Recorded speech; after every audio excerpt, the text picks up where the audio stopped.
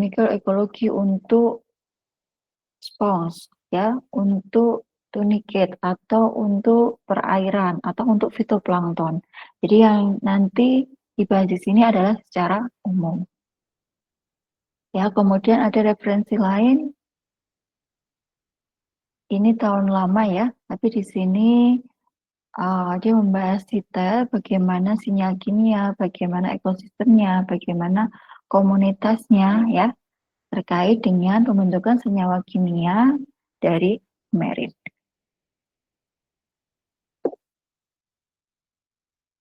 Dan ada beberapa literatur yang adik-adik bisa cari sendiri ya, kurang lebih yang dibahas terkait dengan bagaimana ekologi ya terbentuknya senyawa kimia dari laut ya.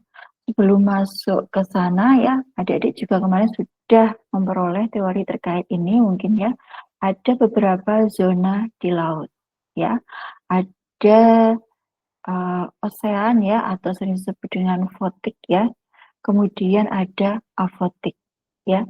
Kemudian ini dibagi menjadi epipelagik atau epipelagat, mesopelagat, kemudian sampai abisal. Yang ini tidak ada sinar matahari.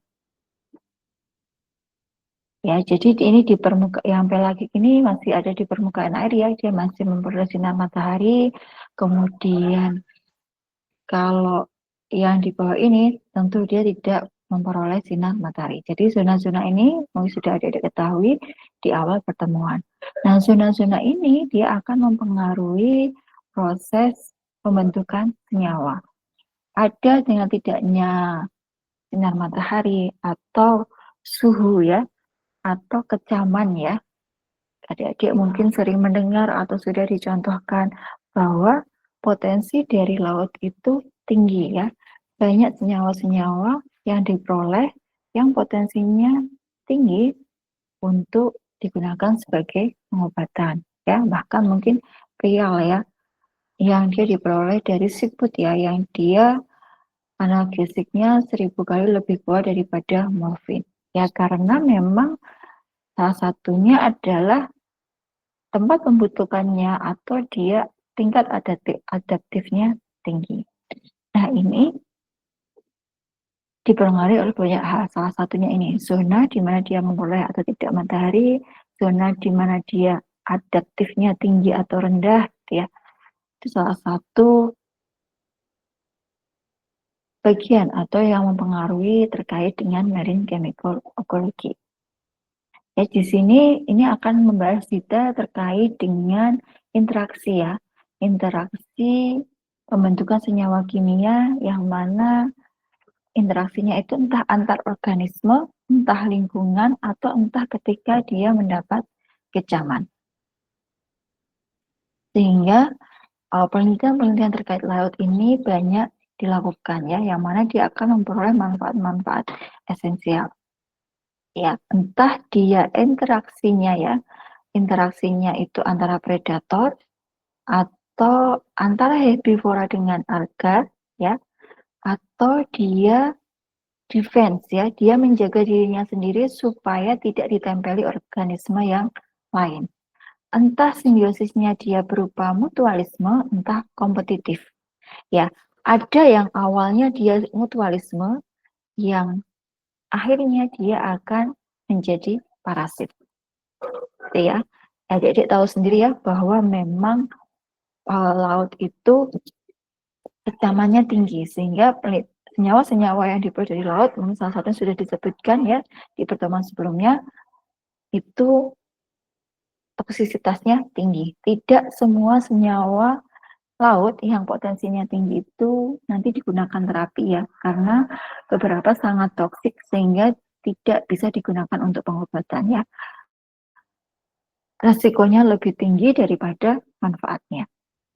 Sehingga dialihkan misalkan untuk insektisida. Ya, jadi tidak semua yang potensinya tinggi itu bisa digunakan untuk pengobatan.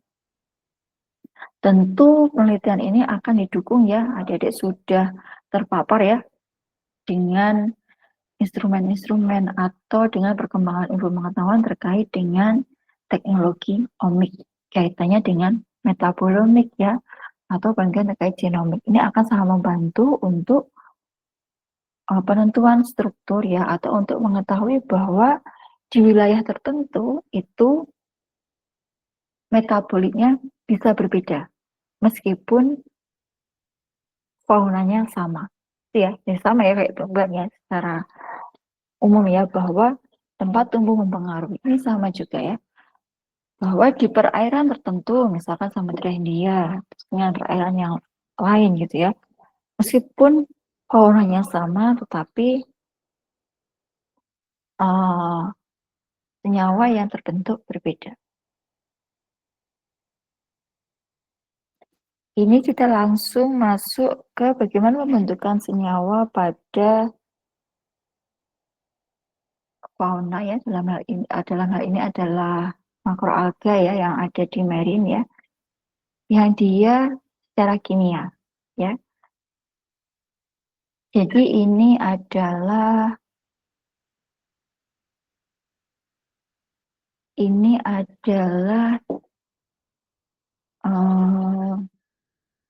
saya lupa D-nya ini apa ya. Ini adalah alga merah ya. Ini nama tanamannya ya, Depulcra.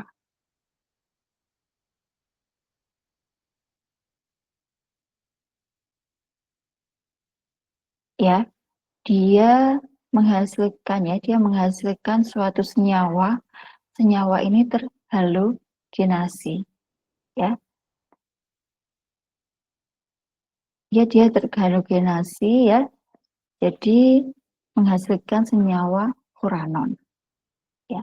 Dia si makroalga ini dia mampu menghasilkan senyawa furanon ya. Jadi 1-5. Yang membedakan ya ini ya.